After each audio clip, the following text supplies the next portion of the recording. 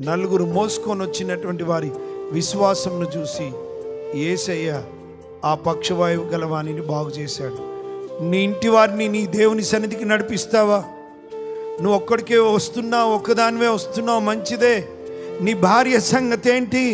నీ కడుపున పుట్టిన పిల్లల సంగతి ఏంటి? యేసు ప్రభు నిజంగా రక్షకుడు. ఆయన మన పాపాలను క్షమిస్తాడు.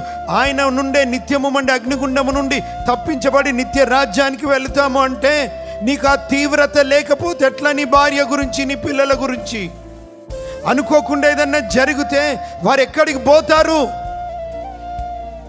What about your family?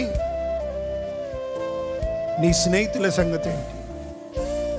నీ బంధువుల సంగతి ఏంటి? వారి విశ్వాసంను చూసి బాగు చేసినట్టుగా ఈరోజు నీ విశ్వాసంను బట్టి నీ కుటుంబీకులను దేవుడు దర్శిస్తాడు. నీ విశ్వాసంను బట్టి నీ బంధువులను దర్శిస్తాడు. నీ విశ్వాసంను బట్టి నీ ఇరుగు పొరుగు వారిని దర్శిస్తాడు. అది రోగములైన, సమస్యలైన, దురాత్మల చేత పీడింపబడుతున్నా, అన్నిటికి మించి వారి రక్షణ కొరకైన నీ ప్రార్థన, నీ కన్నీరు, నీ విశ్వాసం. హల్లెలూయా.